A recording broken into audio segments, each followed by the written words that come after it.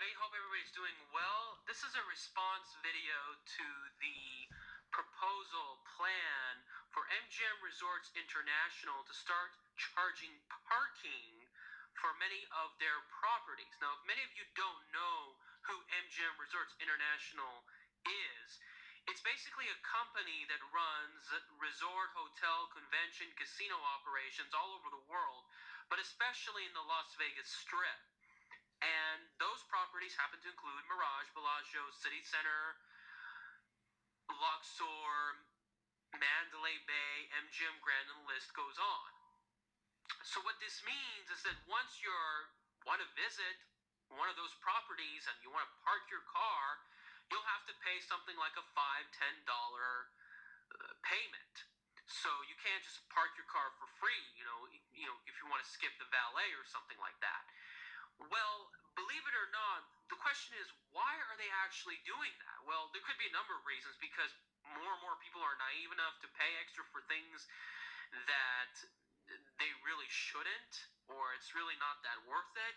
It could be the reason that, there's a lot of other issues with cost. They're trying to build a stadium by the Monte Carlo Hotel, and, well, there's going to be a lot of visitors, and there's going to be some oversupply of people trying to park. Well, they gotta make up for that shortfall. And speaking of shortfall, maybe they're not making as much as money as percentage of their revenue when it comes to gaming. So once they went after higher prices of drinks and food and resorts fees, now they're just going to go after parking. That is right. So they're just going to charge you $10. Maybe they even charge you $20, $30. I mean, come on. One of the reasons why people visit these places is because they're sick and tired of the nickel and diming that's happening in San Francisco, Los Angeles, New York, and several other places, okay? You guys should really, really know better. I gotta really tell you this. And honestly, the thing that I want to tell you is that you guys should really look into karma, because this is going to have a trickle-down effect on a lot of other things. So even when people happen to pay for parking, so it will not only just reduce the chances of people visiting, because if I happen to live there, I probably just don't want to have the desire to visit there as much anymore. So that will have a reduced effect on whether the chance where people will actually eat there, shop there, visitor, and so forth.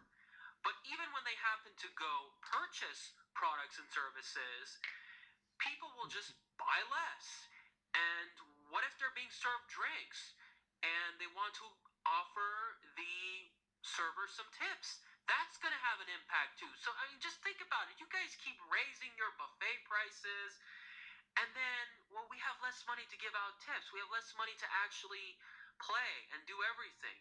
So this is having a true trickle-down effect. And a lot of your employees don't really have the confidence to do their job so well, because they really need those tips to make a living. So you guys should really start considering that.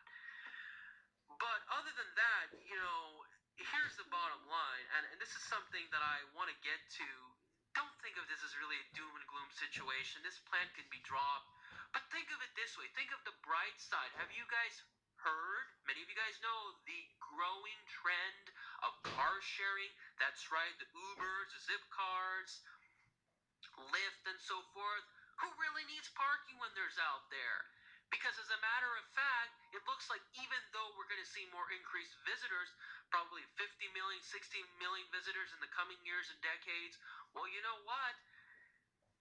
Looks like the number of parking spaces that's actually needed will actually go down. And this is especially the case with a per capita level. So let me give you an example, okay?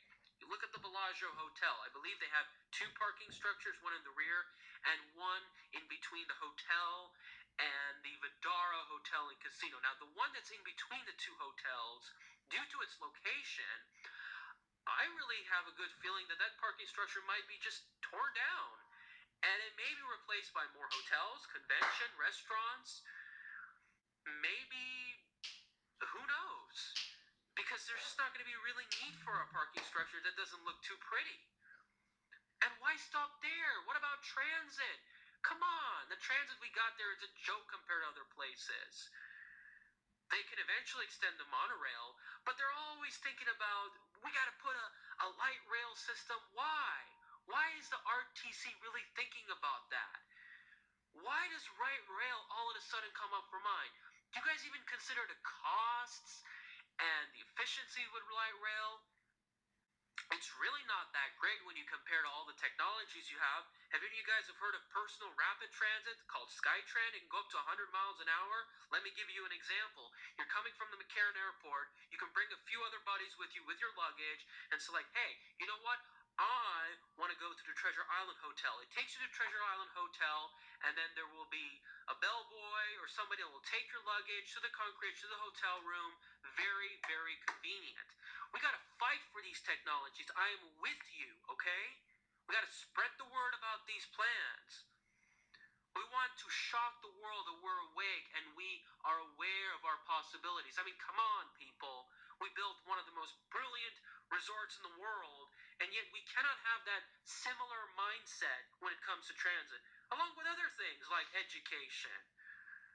I mean, we got to dig in deeper. And then when you think about transit, hopefully you guys, a lot of you know about the master plan neighborhoods that I'm proposing in the next several decades all over the county. So, well, what does that mean?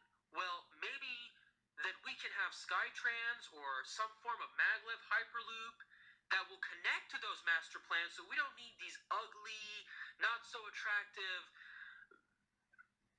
highways and mega roadways that can get so congested.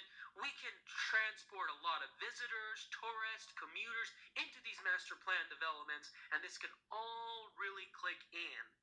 And you know what that means?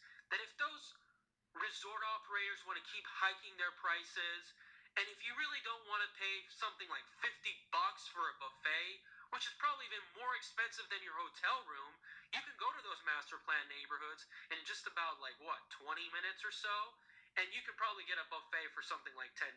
So one of the great things about this master plan is that you can get there with the best state of the art transit, yet at the same time you can actually have an alternative to some of the services that are being offered in the strip. But of course, the services that are provided in the master plan cannot necessarily compete in terms of the actual real quantity of service that you're getting. Okay? Because our main focus is not necessarily tourism, it's about creating alternative places to live and work, play, and do business and so forth. So, anyway, I don't know about this parking aspect of these hotels. I hope it doesn't have a ripple effect on the other hotels. But anyway, stay tuned. I'll have more updates coming soon. Thank you.